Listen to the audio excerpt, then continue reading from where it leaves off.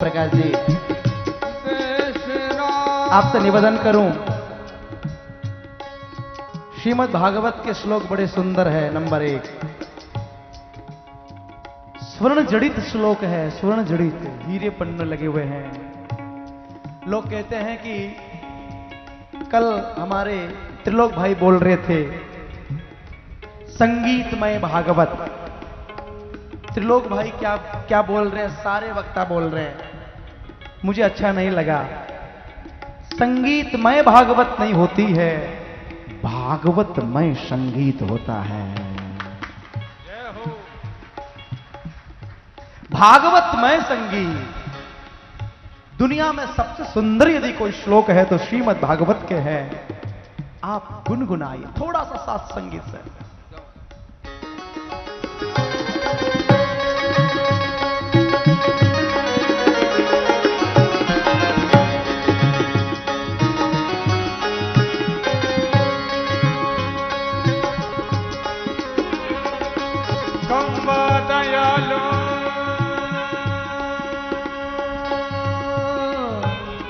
शरणं ब्रज कम्बा दयालो शरणं ब्रज अहो बकीयं स्तनकालकूटम् अहो स्तनकालकूटं जिज्ञासया पाययत प्रसाद्वी जिज्ञासया पाययत प्रसाद्वी लेभे गति त्रिसिता ततो नो लेभे गति त्रिसिता ततो नो कम्बा दयालो शरणं ब्रजे कम्बा दयालो शरणं ब्रजे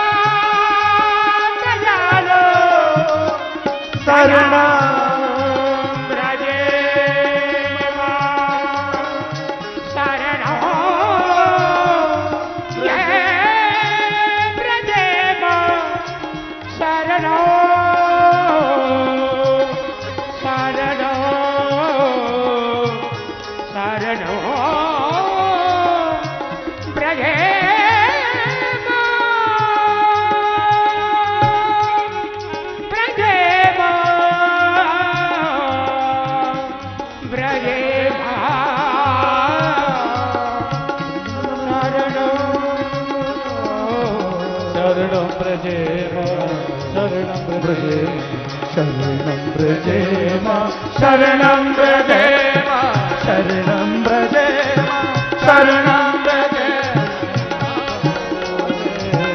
शरणं व्रजेम शरणा पनि शरणि रप धम गरे रे पम गरे ग रे पप नि नि नि सा पनि शरणि नि रप धम ग गरे पम कंबा दयालो शरणं व्रजेम कंबा दयालो शरणं व्रजेम कंबा झिन झिन झिन झिन झिन झिन झिन झिन झिन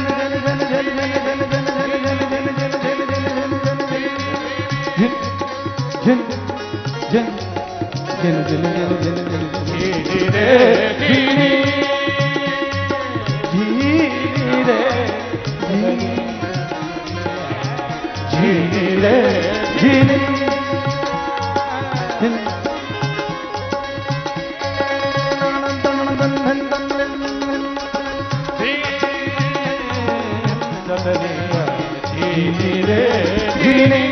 चदरिया झीनी रे झीनी चदरिया झीनी रे झीनी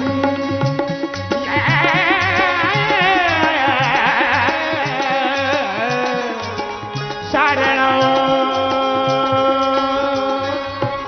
शरणं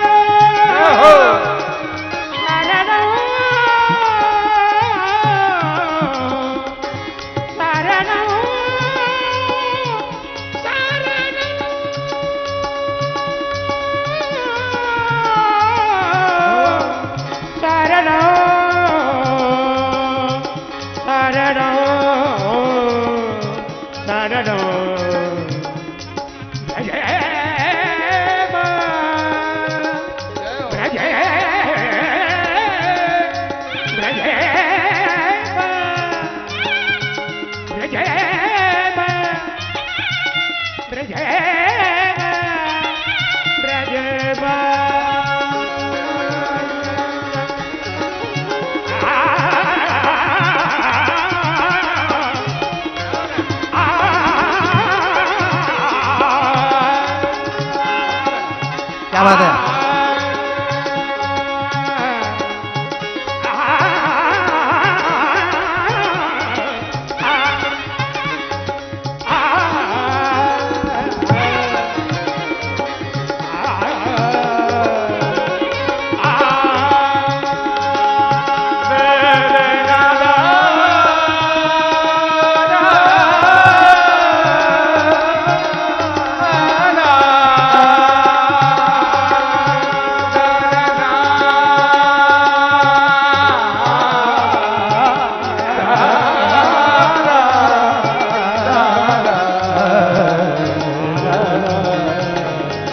अहो बकीयम धनकालकूटम अहो बकीयम धनकालकूटम जिल्लातया पायदभ्यकारि देवे अतीता कृतदाततोनम संवादयालो शरणं व्रजे संवादयालो शरणं व्रजे संवादयालो शरणं व्रजे वृंदावन बिहारी लाल की जय। संगीतमय भागवत नहीं, भागवतमय संगीत। हमें बड़ी खुशी है आपकी हमारी भागवती भागीरथी के मध्य अभी अभी आप देख रहे थे प्रातः स्मरणीय परम श्रद्धेय, कौन नहीं जानता पूज्य श्री अभी अभी जयपुर से पधारे हैं श्री महंत स्वामी श्री राम रतन दास जी महाराज। आप श्री के लिए जोरदार तालियों की सेवा। भागवत में महापुरुष जब तक नहीं आए तब तक कथा सफल नहीं। आपने देखा प्रातःकाल की बेला में जोधपुर से महाराज श्री पधार के आशीर्वाद दे के गए, अभी श्री जयपुर से पधारे हैं। कितनी सुंदर, और इन्हीं के साथ साथ में कौन नहीं जानता है हमारे राजस्थान के गौरव विराजमान हैं। कौन नहीं जानता।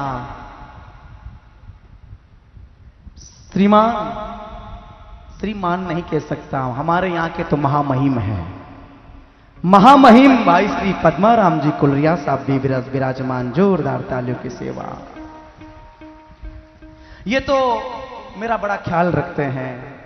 इधर से जब भी निकलते हैं, जब भी आते हैं तो आश्रम में पूरी सेवा देते हैं, पूरी। तो मैं दिल से इन दोनों महापुरुषों को दिल से प्रणाम करता हूं।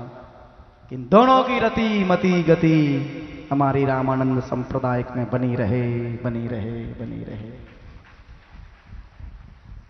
महाराज देखो, दोनों ही मूर्ति प्रेम की मूर्ति है। आप श्री भी, आपको पता है पूरे भारत में जगह जगह गोपुष्टि महायज्ञ करते हैं। गोपुष्टि महायज्ञ पूरे भारत में। और आप श्री भी गौ की सेवा हर जगह करते रहते हैं। जहां जहां भी मैं कथा बोलने जाता हूं गौ माता के लिए निस्वार्थ भाव से, वहां मुझे आप बोलते हैं, मुझे फोन करते हैं, महाराज जी गौ माता के लिए यदि कोई हो तो मुझे निस्वार्थ भाव से आदेश करना, आदेश करना। इन दोनों महापुरुषों को प्रणाम। श्री विदुर जी महाराज, उद्धव ने कहा कि श्री कृष्ण का बाल चरित्र सुनाया। अहो बकीयम स्तन काल कूटम। अहो बकीयम, बकासुर की बहन नाम पूतना स्तन पे विष लगा के जाती है, कालकूट नाम का। जिंगासया मारने की इच्छा लेके, लेकिन भगवान कौन सी गति देते हैं? जो हजारों वर्ष बाद में मां को देनी है, वो मां वाली गति भगवान पहले पूतना को देते हैं। क्या इनके समान को दयालु हो सकता है क्या? इसलिए हमारे स्वामी जी ने बताया, कम वा दयालु शरणम ब्रजे में, भगवान कृष्ण के समान कोई दयावान नहीं है। ऐसो को उदार जग माही, बिन सेवा जो त्रिवण दीन, राम सरिष को नाई। राम सरिष को नाई। राम कृष्ण के समान कोई दुनिया में दयावान नहीं हो सकता है। हाँ, इसलिए देखो एक बात कहूं, आप नाराज मत होना, हमारे आपके अवगुणों के ऊपर भगवान दृष्टि देते ही नहीं है। अवगुण तो देखते ही नहीं है। हमारे श्री बालाजी गुलाबचंद जी माकड़ साहब विराजमान है। हाँ, ये एक भजन गाते हैं जब कथा में उसमें सत्संग में बैठते हैं तो बहुत सुनता है। हाँ, प्रभु जी मोरे अवगुण चित न धरो। प्रभु जी मोरे अवगुण चित न धरो। भगवान अवगुण की तरफ देखते ही नहीं है। मैं कह सकता हूं दावे के साथ, भगवान आपके अवगुण देखेंगे तो एक जन्म नहीं 1000 जन्म भी नहीं मिलने वाले हैं। भगवान देखते कौन सा गुण है, तू कौन सा गुण किया। ने जाने कौन से गुण पर दया निधि रीझ जाते हैं। आहा, ने जाने कौन सा गुण। अद्भुत भाव है, अद्भुत भाव।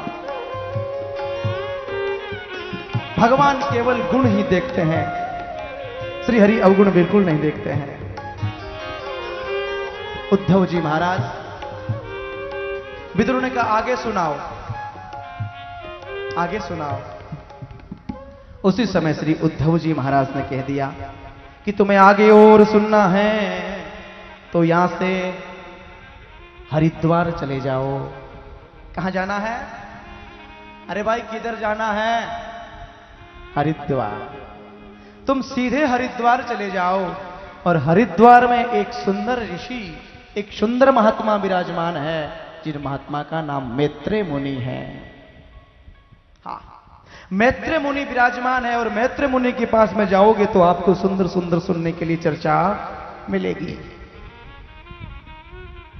मैत्र मुनि की पर्णकुटी में हमारे श्री विदुर जी महाराज जाते हैं। जैसे ही विदुर जी जाते हैं और मैत्र मुनि के चरणों में प्रणाम किया, लेकिन नोट करना, मैत्र मुनि पहले विदुर को प्रणाम कर रहे हैं। मैत्रे पहले विदुर को प्रणाम। मैत्र मुनि कौन है? मैत्रे ब्राह्मण है। विदुर कौन है? दासी पुत्र है। लेकिन ब्राह्मण होके विद्वान संत होने के बाद श्री विदुर के चरणों में प्रणाम कर रहे हैं। विचार करो, यही बात मैंने बताई। जाति पाति को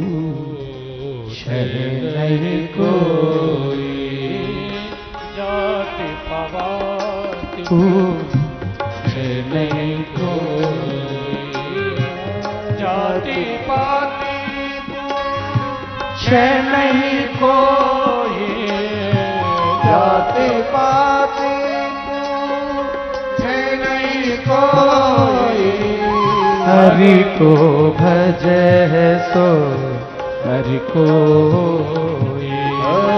हरि को भजे सो हरि को। श्री राम जय राम, जय जय राम, श्री राम जय राम, जय जय राम, श्री राम जय राम, जय जय राम, श्री राम जय राम, जय जय राम। सुखदेव भगवान कहते हैं कि देखो राजन, एक विपन्न ब्राह्मण की कुटिया में आगमन हुआ है श्री विदुर जी महाराज। विदुर ने कहा, प्रश्न किया, मैं जानना चाहता हूं, मैं ये जानना चाहता हूं कि सारी सृष्टि परमात्मा क्यों बनाते हैं? तो सृष्टि में कोई सुखी तो कोई दुखी क्यों है? मैं कितने लोगों को जानता हूं कि महाराज कुछ लोग सुखी है, कुछ लोग दुखी है। आप ये प्रसंग मुझे गौर से सुनाएं। और ये प्रश्न कर रहे हैं, क्या भगवान किसी को दुख देते हैं? क्या भगवान किसी को सुख देते हैं? मैंने यह भी सुना है कि भगवान भक्तों को बचाने के लिए दुष्टों को मार देते हैं, दुष्टों का संहार करके भक्तों को बचा लेते हैं। तो दुष्ट भी तो भगवान के बेटे हैं और भक्त भी तो भगवान के हैं। एक बाप ऐसे क्यों करता है? दोनों में भेदभाव क्यों है? आप कृपा करके ये हमको बताइए। प्रसंग बड़ा सुंदर है। श्री मैत्र मुनि ने कहा, आपका प्रसंग बड़ा ही सुलभ है, लेकिन मैं ये कहना चाहता हूं कि भगवान ना किसी को सुख देते हैं और न ही भगवान किसी को दुख देते हैं। कहू ने कहा सुख दुख कर दाता, कौन कहो सुख दुख कर दाता। निज कृत कर्म भोग शत भ्राता, निज कृत कर्म भोग सब भ्राता। निज कृत कर्म भोग सब भ्राता। निज कृत कर्म भोग सब भ्राता। कहो ने कहा सुख दुख कर दाता। कहो न कहो सुख दुख कर दाता। ये संसार में जो कुछ भी हम लोग भोगते हैं, अपने कर्म के प्रारब्ध के अनुसार भोगते हैं। निजकृत कर्म भोग सब भ्राता। देखो, आज हमने अच्छे कर्म किए हैं तो कल हमें अच्छा फल मिलेगा, और यदि आज हमने बुरे कर्म किए हैं तो कल परिणाम बुरा निकलेगा।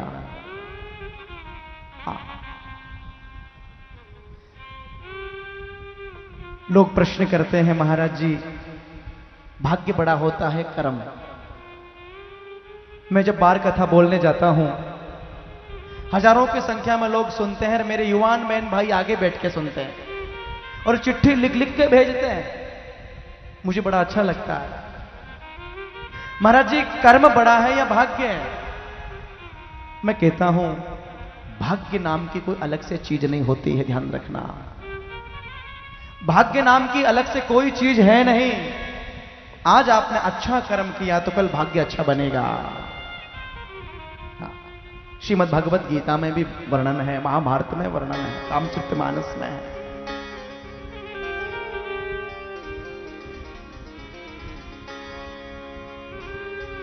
जो लोग ये कहते हैं भाग्य में लिखा होगा तो मिल जाएगा, बिल्कुल गलत है, 100% गलत है, 100% गलत है। ये केवल आलसियों के लक्षण हैं। जो आलसी होते हैं ना, उनके लक्षण हैं। ये गोस्वामी तुलसीदास ने बताया। और हमारे ये जो आप लोग सुंदरकांड में श्री लखनलाल ने गाया है, देव देव आ लसी पुकारा, देव देव आ लसी पुकारा। ये केवल आलसियों के लक्षण हैं। जो ये कहे कि महाराज हमें भाग्य में लिखा होगा तो मिलेगा, नहीं, बिल्कुल गलत। कर्म प्रधान विश्व रचिया, कर्म प्रधान विश्व रचिया, जो जस कर ईशो तस फल चाखा, जो जस कर सो तस फल चाखा।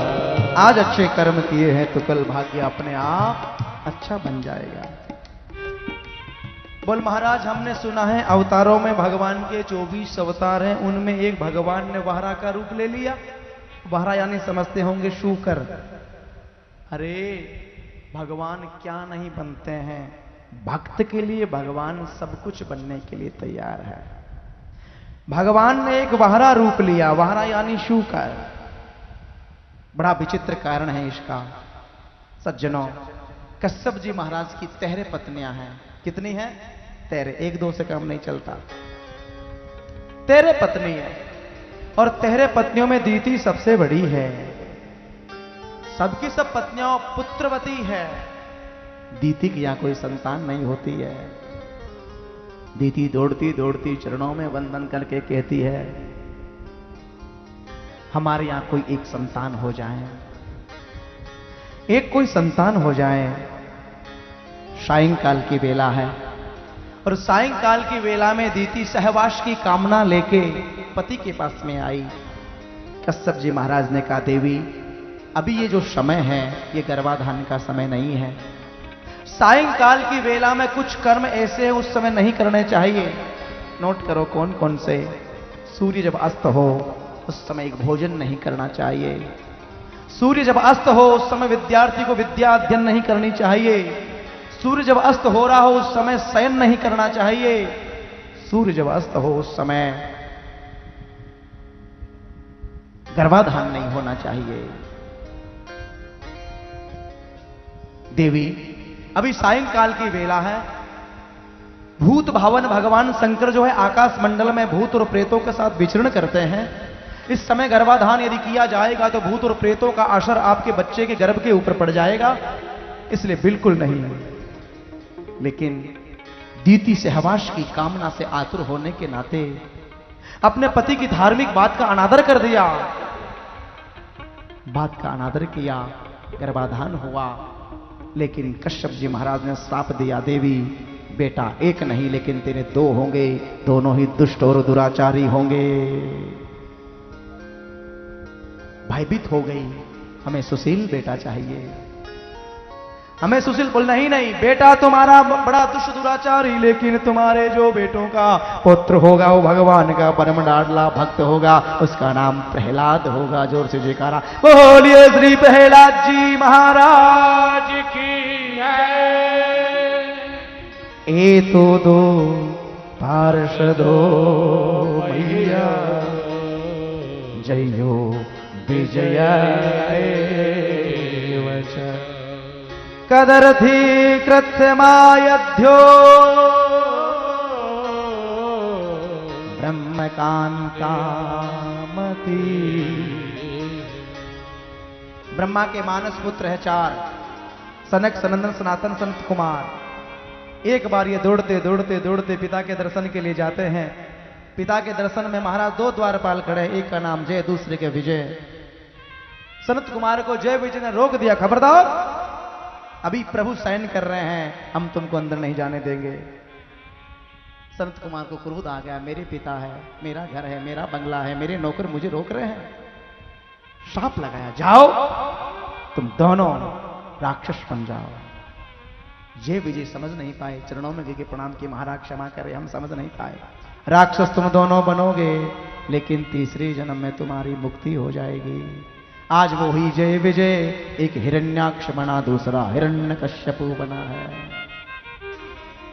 सज्जनों, आज इसी प्रकार ऐसा घोर तमामेला,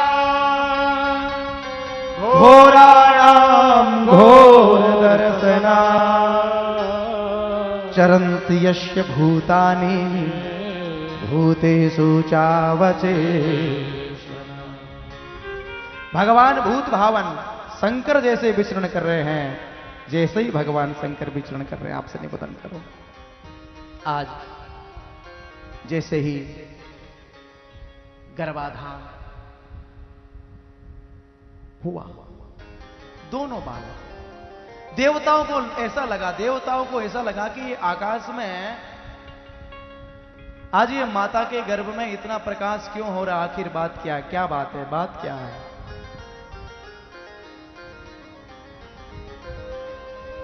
पृथ्वी के प्रलय का समय आया, पृथ्वी समुद्र में डूबने लगी। अब जैसे पृथ्वी समुद्र में डूबने लगी, उसी समय हिरण्याक्ष उड़ता उड़ता उड़ता आकाश मंडल से जैसे हिरण्याक्ष आने लगा। पृथ्वी डूबने लगी। सामने से हरिगुण गाते, बिना बजाते देवर्षि नारद, नारायण नारायण नारायण,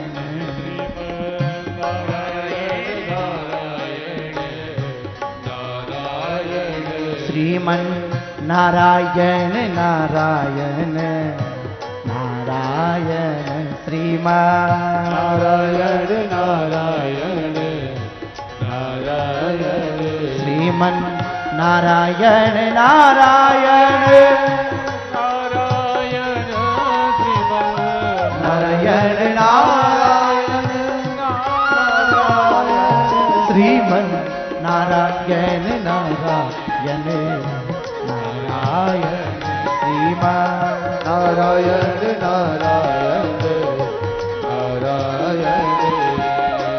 नारायण नारायण नारायण नारायण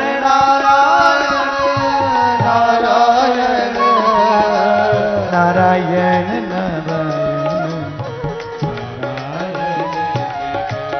नारायण नारायण नारायण